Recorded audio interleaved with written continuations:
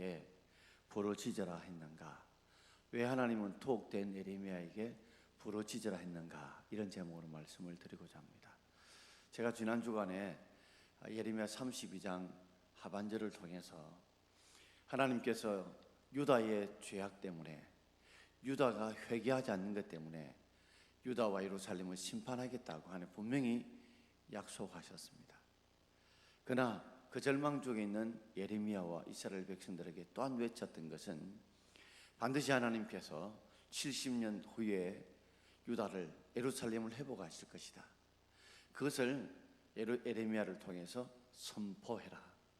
도저히 불가능한 일이고 그런 일이 있을 수 없는, 믿을 수 없는 일이지만 현실 상황과 조건은 한치 앞으로 내다볼 수 없는 일인데 그게 가능하겠느냐, 그게 이루어질 수 있겠느냐, 받아들일 수 없다 할지라도 그 현실 상황과 형편보다는 하나님 말씀을 믿고 예레미야라고 선포하라고 했고, 예레미야는 그 하나님 말씀을 선포했고, 그리고 이스라엘 백성들은 그것을 꿈꾸고 기대하고 기도할 것을 말씀하셨습니다. 그러나 그로 인해 가지고 이 예레미야는 결국에는 자신이 시위대 감옥에 갇히게 되어집니다. 이때가 지난주도 말씀드리지만 BC 587년도입니다.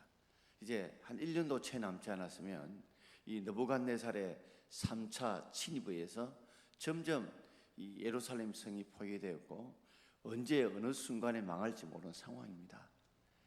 그때 예레미야 계속해서 회개할 것을 선포했고 하나님의 심판이 있을 것을 선포했지만 그들은 회개하고 하나님의 심판에 도움을 구하기보다는 오히려 왕궁과 집들을 허물어서 성벽만 더 높이 쌓았습니다.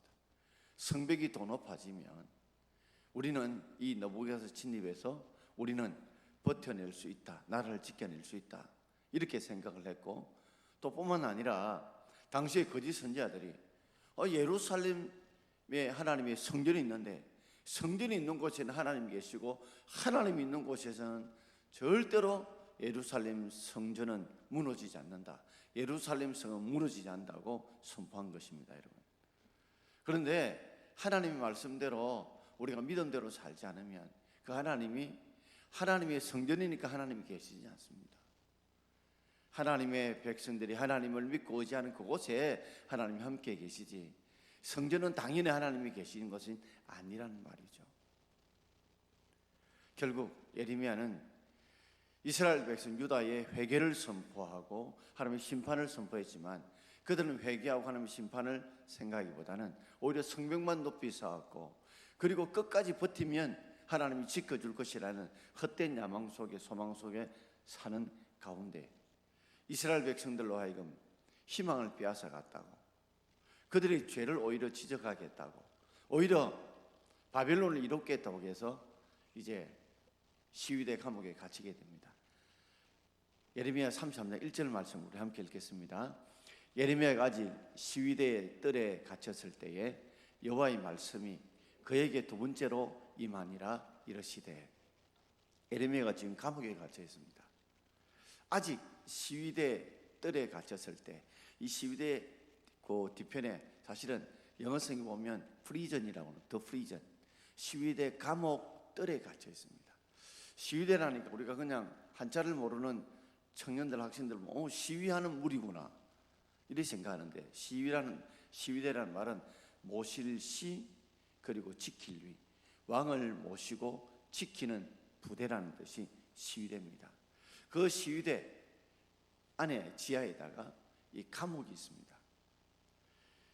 자, 지금 예레미야 상을 생각해 보십시오. 하나님 말씀을 전하다가 오히려 외국노 소리를 듣고 이제 시위대 감옥 지하에 갇혀 있습니다.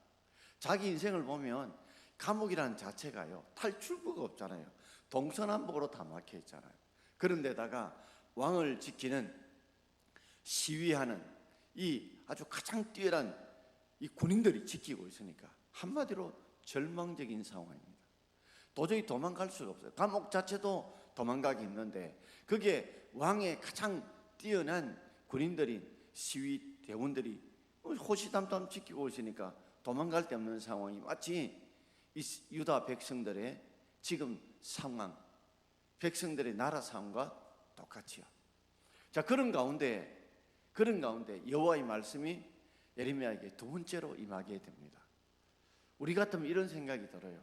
하나님 일을 하다가, 하나님 말씀을 전하다가, 하나님의 심판을 전하다가 이렇게 감옥에 갇혔으면 하나님이 건져줘야지. 내가 나를 위해서 일하는 것도 아니고 하나님의 말씀에 순종하다가 이 억울하게 누명까지 덮어서고 매국노소까지 들으면서 감옥에 갇혀 있으면 당연히 하나님이라면, 공의 하나님이라면 나를 건져줘야지. 이런 생각이 가득하지 않겠습니까? 여러분, 사람이요, 지금 고난 가운데 어디 갇혀 있으면요, 좋은 생각이 안 나요. 좋은 생각이 안 납니다. 여러분이 병이 들었을 때요, 그때 희망적인 생각이 납니까? 사업이나 생각이 어려움에 있어서 내가 어디 갇혀 있을 때에, 포위되어 있을 때, 절망 속에 있을 때 좋은 생각이 납니까? 희망적인 생각이 납니까? 거의 절망적이고 부정적인 생각이 가득하게 됩니다. 오로지 생각이 있다면 이 감옥에서 빨리 좀 나를 건져달라고, 빨리 나를 구원해달라고 이 생각만 오로지 가득할 거예요. 근데 하나님은 건져주기보다는 두 번째 예레미야에게 말씀을 주십니다. 이건 우리에게 주신 의미가 있습니다. 이 의미는 우리가 어떤 의미가 있냐면, 우리의 삶에도 여러 가지 경제의 감옥에 갇히기도 하고, 어떤 자녀의 감옥에 갇히기도 하고, 어떤 질병의 감옥에 갇히기도 하고, 사랑과의 관계의 감옥에 갇히기도 하는 이런 절망적인 상황이 있을 때 제일 중요한 게 뭐냐면 하나님의 음성을 듣는 겁니다. 하나님의 음성을 듣는 겁니다. 내가 거기서 무엇을 한다는 게 중요한 게 아니에요. 거기서 내가 무엇을 하는 것보다 더 중요한 것은 그 속에서 다른 생각이 아니라 하나님의 음성을 듣고자 하는, 하나님의 말씀을 듣고자 하는 것이 가장 중요하다는 것을 우리가 이 말씀을 통해서 우리에게 깨우쳐 주고 있습니다. 자, 그렇다면 오늘 이 하나님의 음성이 어떻게 들려왔느냐, 오늘 세 가지로 말씀하고 있습니다. 첫 번째는 우리 제목을 함께 읽겠습니다. 하나님에 대한 믿음, 확신을 가지라. 시위대 지금 감옥에 갇혀 있는 예레미야가 하나님의 음성을 듣는데, 먼저 우리가 하나님에 대한 믿음, 확신이 중요하다. 여러분, 사람이요, 절망적인 상황에 딱 있으면요, 어떤 상황이 있냐면 내 자신에 대한 자신감이 다 날아갑니다. 자신감이 없어져요. 그리고 희망이 없어져요. 의욕이 없어져요.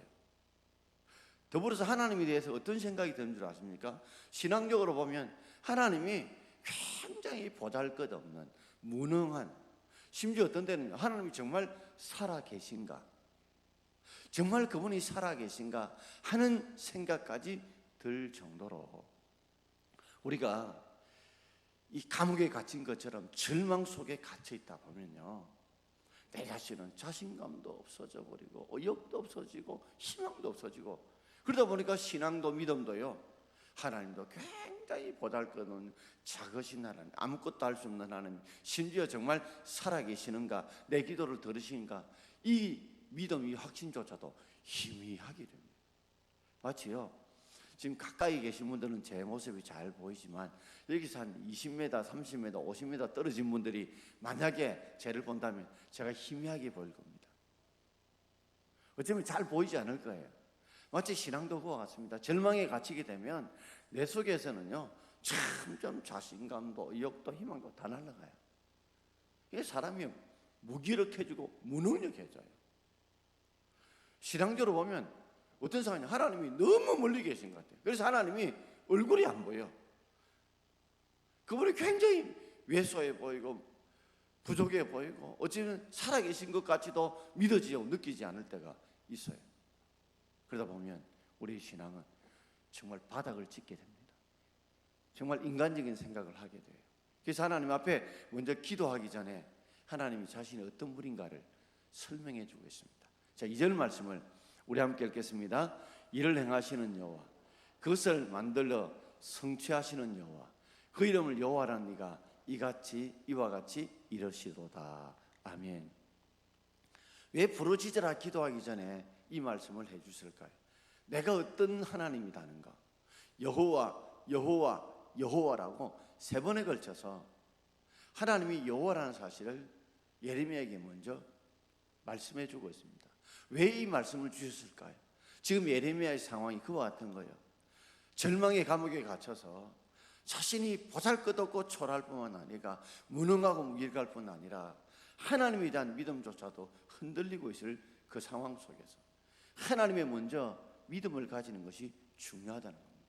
여러분, 우리가 기도하는 것보다 더 중요한 것은요, 하나님이 어떤 분인가 믿음이 먼저 가져야 그 기도가 힘이 있습니다. 능력이 있어요. 강함이 있습니다. 만약에 하나님에 대한 믿음의 확신이 없으면 기도가요 그저 울리는 괭가리가 될 수밖에 없어요. 그래서 예레미야가 그랬죠. 이를 행하시는 여호와, 네가 볼 때는, 네가 감옥에 갇힌 하나님 나를 볼 때는 아무 일도 하지 못하고 아무 일도 할 수 없는 것 같이 보이지만 나는 지금도 일을 하고 있다. 그러면서 예레미야 마음은 그렇게 했죠. 하나님, 내가 지금 하나님 일을 하려고 하는데 나를 감옥에서 건져내줘야, 감옥에서 나를 구원해줘야 내가 하나님 일을 할 것 아닙니까? 비록 네가 감옥에 있더라도 하나님은 지금도 일을 하는데 너를 통해서 일을 하지만 궁극적으로 일하시는 분은 내 하나님이라는 것을 예레미야에게 가르쳐주고 있는 것입니다. 그러므로 너가 큰 부담을 가지면 안 된다. 그럼 제가 오늘도 지금 설교가 있지만 이 설교자가요 큰 부담이 있습니다. 오늘 성도님들이 여기에 정말 간절함을 왔는데 성도님이 말씀을 듣고 그것이 깨달아지고 믿어지고 그저 성가발로 순종하기를 원하는 것이 목회자의 마음이에요. 그러나 그러기에는 목회자가 너무 초라한 거예요. 부족한 것이에요. 그걸 인정할 수밖에 없어요. 어떤 때는 이렇게 말씀을 전했는데도 불구하고 예수를 5년, 10년, 20년 믿어도요 사람이 생각이 행동이 안 바뀌는 걸 보면 정말 목사의 초라함과 비참함을 느끼게 돼요. 그러나 한편 더 생각해야 돼요. 결국 일하시는 분 누가 일하시는 거예요? 하나님이 일을 행하시는 줄 믿습니다. 거기서 목회자가 위를 얻는 거예요. 네가 하는 것이 아니고 너는 나의 말씀의 통로일 뿐이다. 복의 통로일 뿐이다. 그러므로 너가 어깨 힘줄 필요도 없고 그 일에 너무 부담 가질 필요도 없고 말씀을 말씀대로 전하면 진짜 일하는 분은 누가 일하신다고요? 우리 하나님이 일하실 줄 믿습니다. 그래서 여러분이 너무 절망 가운데 내가 무엇을 하려고 하는 그런 부담을 내려놓으십시오. 그리고 그분이 이끄시는 대로 나는 말씀의 통로로, 복의 통로로, 삶의 통로로 순종하면 하나님이 일을 행하실 줄 믿습니다. 또 하나님은요 계획이 없는 분이 아닙니다. 하나님은 어떻게 이 일을 만들어가고 어떻게 성취할 것인가 아주 계획을 가지신 분이에요. 우리를 보면 계획이 없이 막 주먹국으로 할 때가 많잖아요. 그런데 하나님은 철저한 계획을 가지고 이 일을 어떻게 만들어가며 어떻게 성취할까 그 플랜들을, 이 청사진들을, 설계도를 다 가지고 계시는 분이거든요. 그래서 이스라엘 백성들이 거기서 망하는 것이 아니고 바벨론으로 포로로 돌아가면 거기에서 하나님 훈련받게 만드시고 거기서 다시 돌아오게 만드시고 다시 하나님의 성전을 짓도록 하나님은 이 모든 지금 하나님의 계획의 플랜들을 만들고 계시고 그것을 성취하신 분인 줄 믿습니다. 그러므로 우리의 삶에 있어서 하나님은 우리의 삶을 무작정 권한을 주시는 분이 아니에요. 틀림없이 하나님은 플랜을 가지고 계세요. 계획을 가지고 계세요. 의도를 가지고 계세요. 그래서 그것을 의도한 대로 만들어 가시고 계획한 대로 만들어 가시고 성취하시는 분인 줄 믿습니다. 그뿐만 아니라 우리 하나님은요 어떤 분인 줄 아세요? 그 이름이 여호와라는 분이세요. 그 이름이 여호와라는 분이세요. 자, 여호와라는 이름 뜻이 뭡니까? 이 말씀이 나온 배경이 뭡니까? 하나님께서 여든된 모세를 불렀어요. 나이 많은 때에 애굽의 왕자로 똑똑하고 힘도 있고 문무에 능했던 그때의 모세를 하나님이 쓰지 않았습니다. 여든돼서 이제 노인돼서 지팡이 짚고 처가살이하면서 정말 말할 수 없는 고통 속에 있는 아무것도 할 수 없는 무능한 무지한 그런 모세를 불렀잖아요. 5번에 걸쳐서요 모세가 원한다고 이야기했거든요. 그런데 하나님이 억지로 부르셨어요. 그때 모세가 그러죠. 내 애굽 왕에 보내면 나를 보낸 분이 누구라고 이야기하면 좋겠습니까? 그럴 때 바로 이 여호와라는 말씀을 해주셨죠. 자, 출애굽기 13장 우리 3장 14절을 함께 읽겠습니다. 출애굽기 3장 14절 함께 읽읍시다. 하나님 모세에게 이르시되 나는 스스로 있는 자니라. 나는 스스로 있는 자다. 이 말이 뭐예요? 창조주라는 말이에요. 다른 모든 피조물은 다 피조물이에요. 스스로 존재할 수 없습니다. 우리는 우리를 만드신 분이 계세요. 그러나 그 만드신 분이 누굽니까? 스스로 계신 분. 그 이름 뜻이 여호와라는 뜻입니다. 그래서 하나님은 계속해서 세 번에 걸쳐서 스스로 계신 일을 행하는 여호와, 그것을 만들어 성취하는 여호와, 그 이름을 여호와, 즉 하나님은 지금도 일을 행하시는데 철저한 계획을 가지고 만드시고 성취해 가시는데 그 일을 이루실 수 있는 능력을 가진 분이라는 말이에요. 그 일을 이루실 수 있는 도저히 인간적으로 할 수 없는 계획들, 그 일을 이루실 수 있는 분이 바로 스스로 계신 여호와신 줄 믿습니다. 그러므로 우리도 기도할 때 오늘도 하나님에 대한 이런 믿음을 가지고 우리가 기도할 수 있길 바랍니다. 우리 하나님은 우리가 절망 가운데 갇혀 있어도, 정말 초라하고 비참한 데 가 있어도 지금도 일하고 계시는 분인 줄 믿습니다. 그분은요 계획을 철저하게 가지고 있어요. 벌써 우리는 한 치 앞을 알지 못합니다. 그런데 우리 하나님은 철저한 계획을 가지시고 우리 한 개인 개인에 대해서 우리 공동체와 교회와 나를 향해도 하나님 계획을 가지시고 그걸 만들고 성취하고 계신 줄 믿습니다. 그 일을 이루실 만한 전능하신 분이라는 것, 이 믿음이 먼저 우리에게 있기를 바랍니다.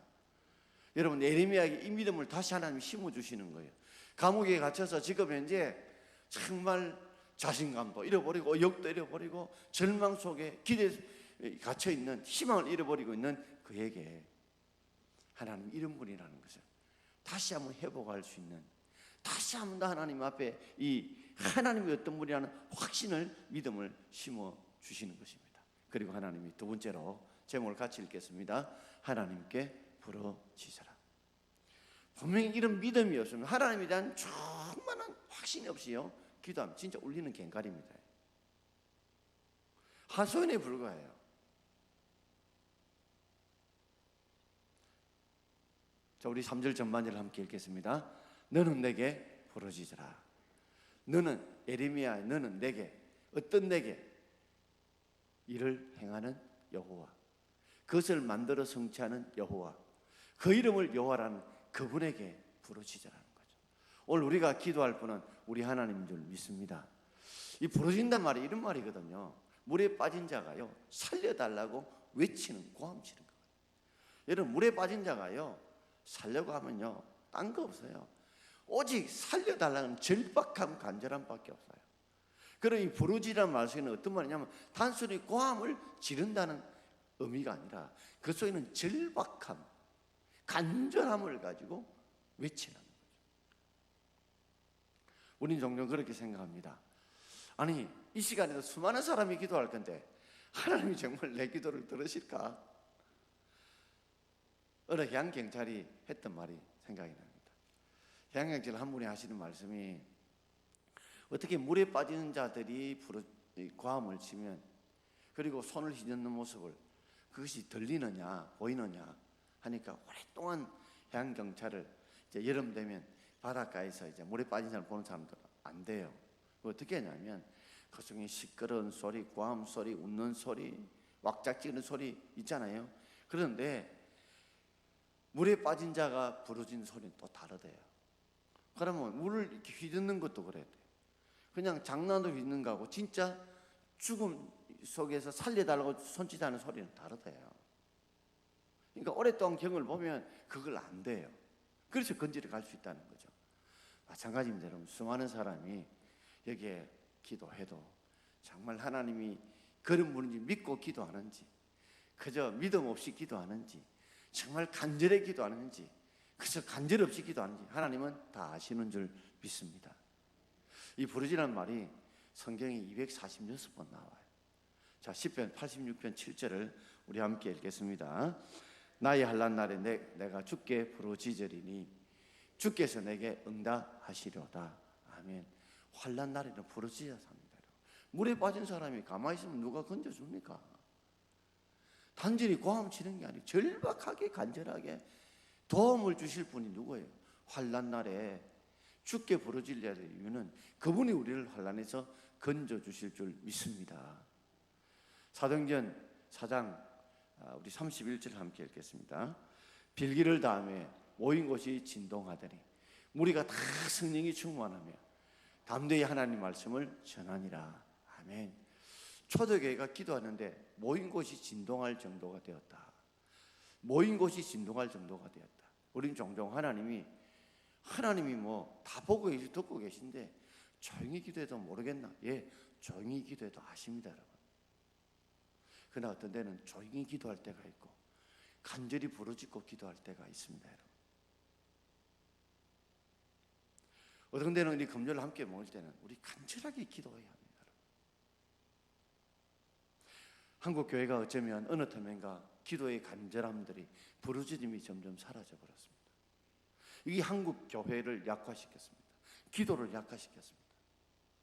여러분, 말씀의 묵상 중요합니다. 2절 말씀처럼 이를 행하는 여호와, 그것을 만들며 성취하는 여호와, 그 이름을 여호와는 이같이 말하노라.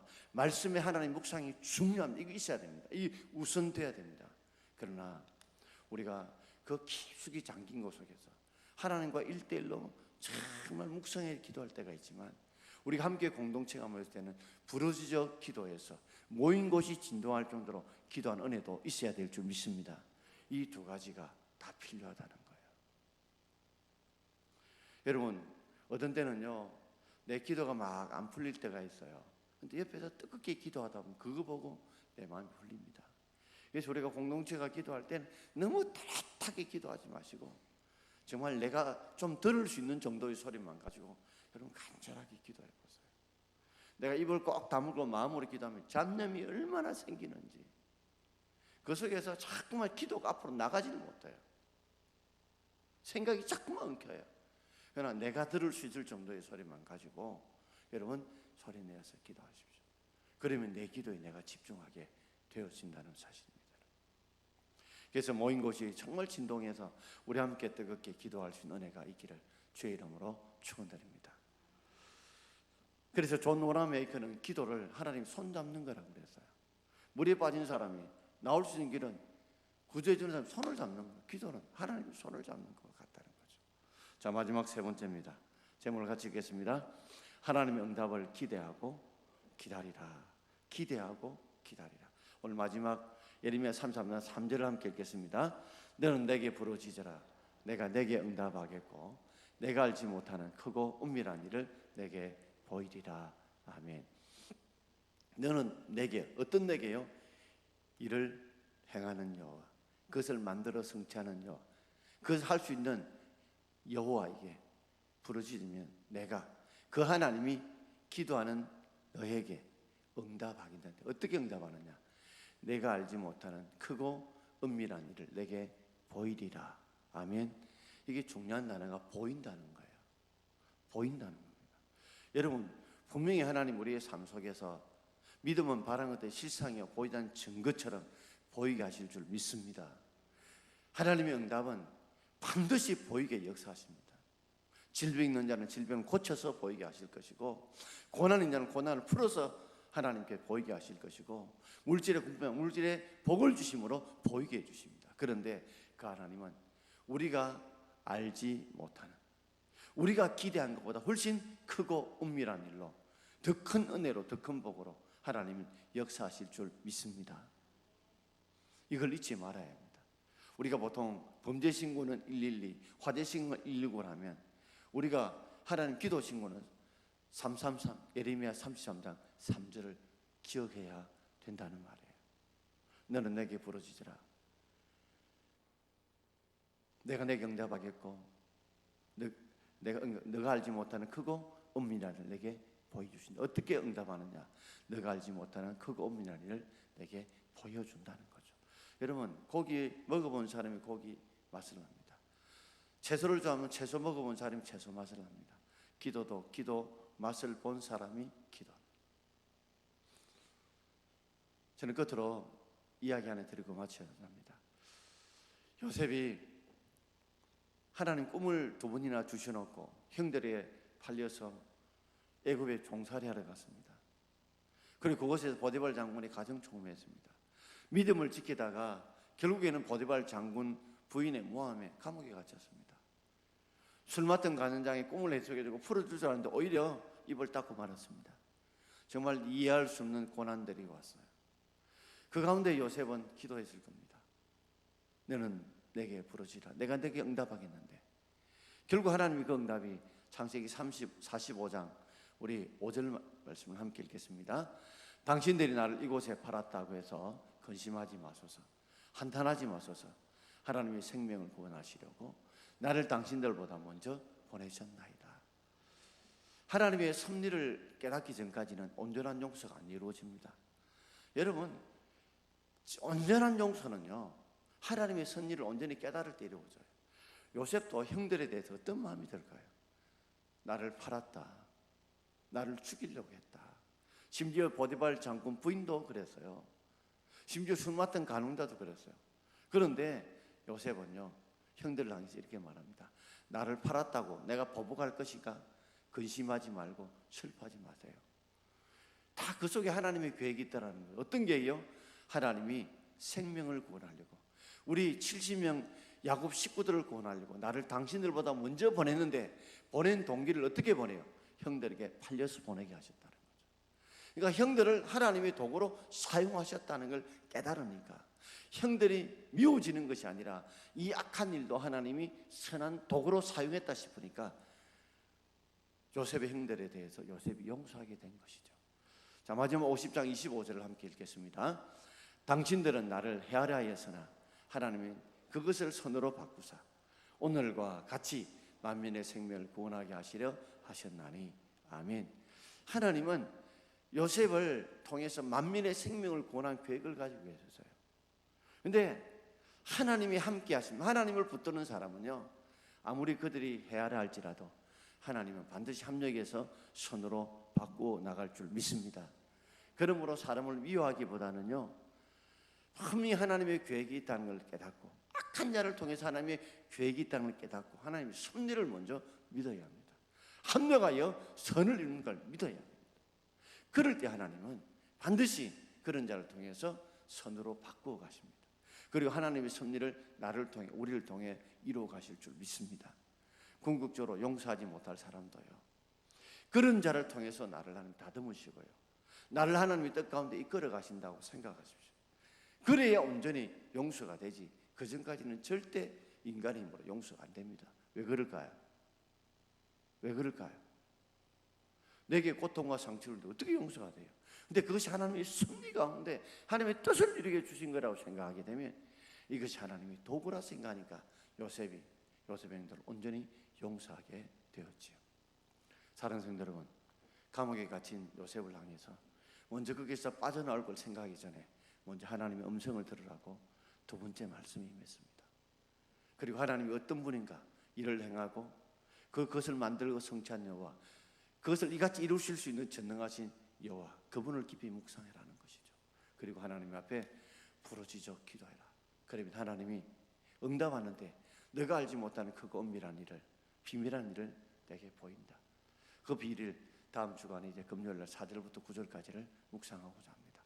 자, 우리 한번 이 찬송 부르면서 우리 하나님 앞에 기도하겠습니다.